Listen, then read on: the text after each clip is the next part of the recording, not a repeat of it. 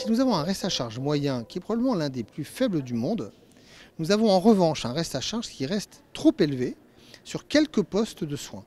C'est le cas du dentaire, de l'optique, de l'audioprothèse et on pourrait même y rajouter certains soins médicaux sur lesquels on a des dépassements d'honoraires. Ce chantier du reste à charge zéro, il est évidemment d'autant plus attendu par les assurés sociaux qu'il doit leur permettre d'accéder à des soins nécessaires et de qualité. Prenons les soins dentaires, ou prenons plutôt les prothèses dentaires, car les soins conservateurs sont déjà pris en charge complètement. Il va de soi que nous devons proposer à reste à charge zéro des prothèses qui soient esthétiquement tout à fait satisfaisantes et acceptables, notamment pour toutes les dents que l'on voit. L'audioprothèse, c'est encore autre chose. Nous sommes, je pense, dans un sous-financement de ces équipements et du service qui les accompagne. Il y a aujourd'hui un taux d'équipement en France qui est de l'ordre de 30%, qui est inférieur à ce qu'on observe dans les pays voisins. Et je pense que c'est une responsabilité collective.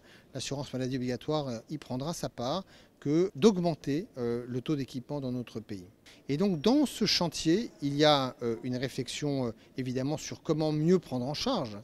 Il y a aussi une réflexion qui doit conduire sur un panier de soins à réintroduire des plafonds de prix. On s'y attaque dans une coordination étroite entre les deux payeurs qui sont évidemment impliqués, l'assurance maladie obligatoire, mais aussi les complémentaires. Nous devons nous coordonner sur la méthode, sur la définition des paniers. Quels seront demain les soins dits nécessaires sur lesquels le reste à charge zéro va s'appliquer? Quels seront les plafonds de prix que nous devrons établir en échange avec les professionnels?